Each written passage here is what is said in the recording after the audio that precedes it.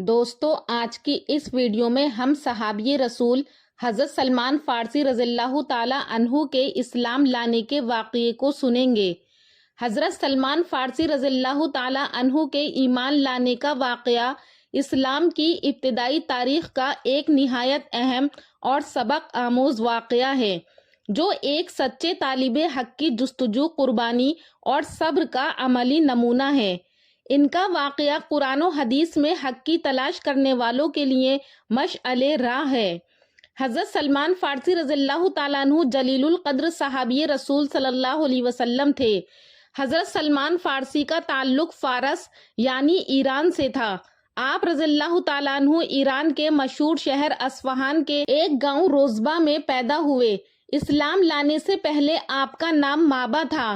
آپ اسلام قبول کرنے سے پہلے آگ کی پوجا کرتے تھے، یعنی مذہب مجوسی کے پیروکار تھے۔ آپ کا تعلق مجوسیت سے تھا، لیکن آپ کے دل میں ایک چنگاری روشن تھی جو انہیں بے چین رکھتی تھی، اور وہ یہ سوچتے تھے کہ یہ آگ جسے ہم خود روشن کرتے ہیں، یہ ہمارا خدا تو کبھی نہیں ہو سکتی۔ آپ کے والد بوزخشان ایک بڑے آتش کدے کے محتمم بھی تھے۔ ایک دن انہوں نے حضرت سلمان سے کہا کہ آج میں کھیتوں میں نہیں جا سکوں گا، اس لیے آج کھیتوں کی دیکھ بھال تمہارے ذمے ہے۔ حضرت سلمان رضی اللہ تعالیٰ عنہ نے حامی بھر لی اور کھیتوں کی طرف چل دیے۔ راستے میں عیسائیوں کا ایک گرجا نظر آیا۔ آپ وہاں چلے گئے، ان کی عبادت کے طریقے سے بہت متاثر ہوئے اور اسی دن سے اپنا آبائی مذہب چھوڑ کر عیسائیت کو اختیار کر لیا۔ ان کے والد کو جب اس بات کا علم ہوا تو انہیں گھر میں قید کر لیا اور ان کے ہاتھوں میں ہتکڑیاں اور پاؤں میں بیڑیاں ڈال دیں، لیکن آپ کسی نہ کسی ذریعے سے وہاں سے نکلنے میں کامیاب ہو گئے اور ایک قافلے کے ساتھ شامل ہو کر شام پہنچ گئے۔ لیکن حق کی تلاش کا یہ سفر یہی ختم نہیں ہوا۔ آپ حق کی تلاش میں گاؤں گاؤں، ملک ملک بھٹکتے رہے۔ شام سے موصل یعنی عراق، پھر وہاں سے ترکی اور پھر اموریہ پہنچے۔ اموریہ پہنچ کر آپ وہاں کے بڑے پادری کی خدمت میں رہنے لگے۔ اس پادری کا جب وقت اجل آیا تو اس نے حضرت سلمان کو بلا کر کے کہا کہ میرے بیٹے، اب میں اس دنیا سے رخصت ہوتا ہوں۔ اب نبی آخر الزماں کے ظہور کا وقت قریب آ گیا ہے، جو صحرائے عرب سے اٹھ کر دین حنیف کو زندہ کرے گا اور اس زمین کی طرف ہجرت کرے گا جہاں کھجوروں کی کثرت ہوگی۔ اس کے دونوں شانوں کے درمیان مہر نبوت ہوگی۔ وہ ہدیہ قبول کرے گا لیکن صدقے کو اپنے لیے حرام سمجھے گا۔ تم جب اس نبی پاک کا زمانہ پاؤ تو اس کی خدمت میں ضرور حاضر ہونا۔ اس درویش کے انتقال کے بعد حضرت سلمان رضی اللہ تعالی عنہ اسی جستجو میں رہنے لگے کہ کوئی قافلہ حجاز کی طرف جا رہا ہو تو اس میں شامل ہو جائیں۔ آپ کی جستجو رنگ لائی اور قبیلہ بنو کلب کا ایک قافلہ اموریہ سے گزرا۔ آپ اس قافلے میں شامل ہو گئے، لیکن راستے میں قافلے والوں کی نیت خراب ہو گئی، اور جب یہ قافلہ وادی القریٰ میں پہنچا تو انہوں نے حضرت سلمان کو یہودیوں کے ہاتھ بیچ دیا۔ آپ نے اس کو اپنی قسمت سمجھ لیا، لیکن اس کے باوجود حق کی تلاش کی جو چنگاری آپ کے سینے میں جلی ہوئی تھی وہ موجود رہی۔ ایک دن اس یہودی کا ایک رشتہ دار جو مدینے کا رہنے والا تھا، وہ اس سے ملنے آیا۔ اس کو ایک غلام کی ضرورت تھی۔ اس نے حضرت سلمان کے مالک سے انہیں خرید لیا اور یثرب لے آیا۔ یہاں جب آپ نے کھجور کے درختوں کے جھنڈ دیکھے تو آپ سمجھ گئے کہ اب تلاش ختم ہونے والی ہے۔ ایک دن آپ ایک درخت پر چڑھے کام کر رہے تھے۔ ایک یہودی شہر سے بھاگتا ہوا آیا اور کہنے لگا کہ خدا بنو قیلہ کو غارت کرے، سب کے سب قبا میں ایک شخص کے پاس جا رہے ہیں جو مکہ سے آیا ہے اور خود کو نبی کہتا ہے۔ یہ سنتے ہی حضرت سلمان رضی اللہ تعالیٰ عنہ بدحواس ہو کر درخت سے نیچے اتر آئے اور اس شخص سے کہنے لگے کہ کیا کہا تم نے؟ ذرا پھر سے تو کہنا۔ ان کا آقا بہت غصہ ہوا اور ان کو ایک تھپڑ مار کر کے کہا کہ تم جا کر اپنا کام کرو۔ حضرت سلمان اس وقت تو خاموش ہو گئے، لیکن ایک دن آپ کچھ کھانے کی چیزیں لے کر پیارے نبی صلی اللہ علیہ وسلم کی خدمت میں حاضر ہوئے اور وہ چیزیں صدقے کے طور پر پیارے نبی کو پیش کر دی۔ پیارے نبی نے وہ چیزیں اپنے صحابہ میں تقسیم کر دی، لیکن خود کچھ نہیں لیا۔ اگلے دن دوبارہ کچھ چیزیں لے کر حاضر ہو گئے اور اب انہوں نے کھانے پینے کی چیزیں بطور ہدیہ پیارے نبی کی خدمت میں پیش کر دیں۔ پیارے نبی صلی اللہ علیہ وسلم نے خود بھی وہ چیزیں کھائیں اور صحابہ میں بھی تقسیم کر دیں۔ تو حضرت سلمان رضی اللہ تعالیٰ عنہ کی خوشی کا کوئی ٹھکانہ نہیں تھا، کیونکہ آخری نبی کی بتائی ہوئی 2 نشانیاں تو پوری ہو گئی تھیں۔ اب آخری نشانی یعنی مہر نبوت کو دیکھنا رہ گیا تھا۔ چند دنوں بعد آپ کو پتہ چلا کہ نبی اکرم صلی اللہ علیہ وسلم ایک جنازے کے ساتھ بقیع میں تشریف لے گئے ہیں۔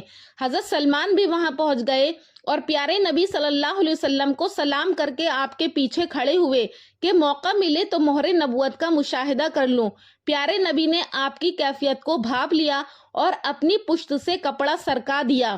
حضرت سلمان فارسی رضی اللہ تعالیٰ عنہ نے کانپتے ہونٹوں سے مہر نبوت کو بوسہ دیا اور کلمہ پڑھ کر فوراً دائرہ اسلام میں داخل ہو گئے۔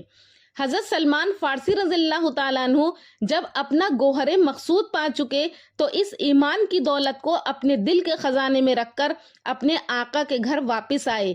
اتنے مرحلوں کے بعد وہ دین سے ہم آغوش ہوئے تھے۔ حضرت سلمان رضی اللہ تعالیٰ عنہ اس وقت یہودی کے غلام تھے اور غلام ہونے کی وجہ سے جو اسلام قبول کیا تھا اس کے فرائض کو ادا نہیں کر سکتے تھے، اس لیے حضور صلی اللہ علیہ وسلم کے ساتھ غزوہ بدر اور غزوہ احد میں بھی شامل نہیں ہو سکے۔ تو آپ صلی اللہ علیہ وسلم نے ان سے فرمایا کہ اپنے آقا کو معاوضہ دے کر آزادی حاصل کرنے کی بات کرو۔ نبی کریم صلی اللہ علیہ وسلم نے ان کی آزادی کے لیے مدد فرمائی۔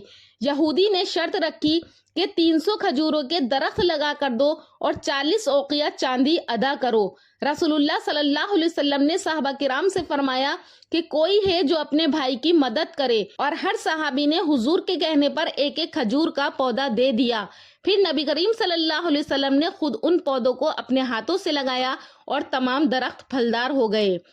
اس کے بعد چاندی بھی عطا ہوئی اور حضرت سلمان رضی اللہ تعالیٰ عنہ آزاد ہو گئے۔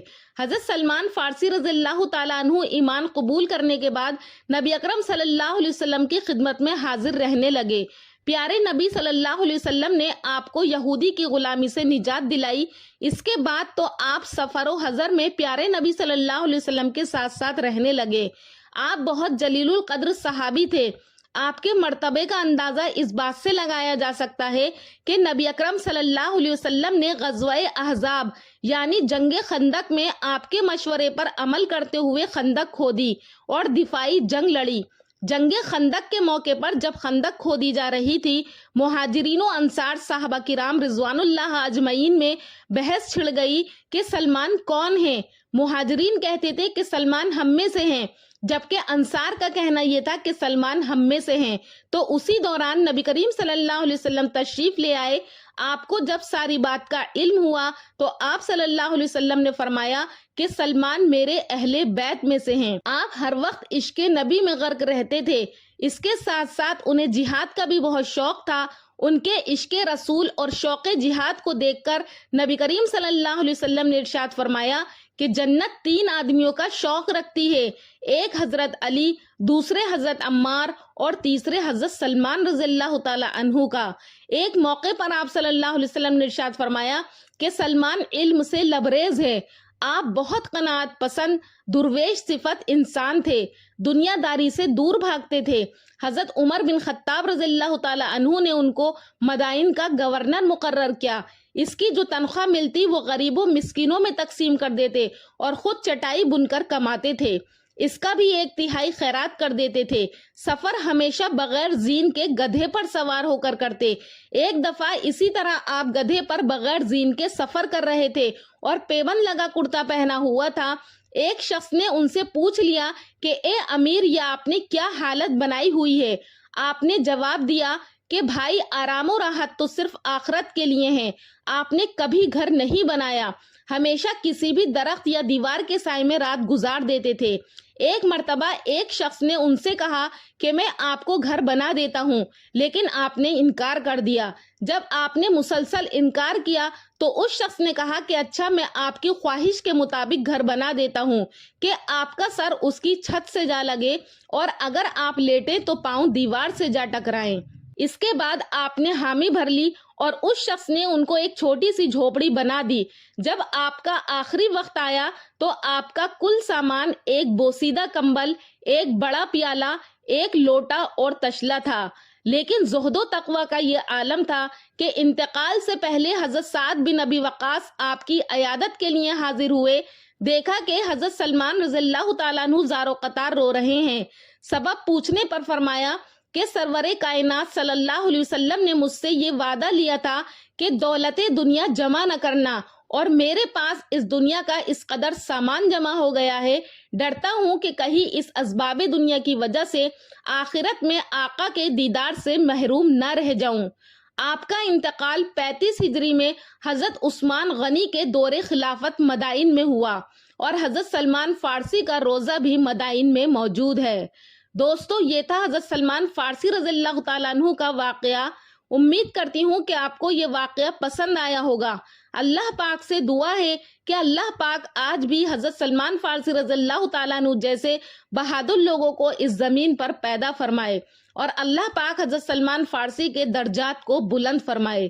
سامعین، اگر آپ کو ہمارے چینل سے ذرا سا بھی فائدہ ہوتا ہے تو ہمارے چینل نوری اسلامک ٹیوبر کو ضرور سبسکرائب کریں اور کامنٹ سیکشن میں اپنی رائے کا اظہار ضرور کریں۔ انشاءاللہ پھر ملاقات کروں گی ایک اچھے ٹاپک کے ساتھ اگلی ویڈیو میں۔ تب تک کے لیے اللہ حافظ۔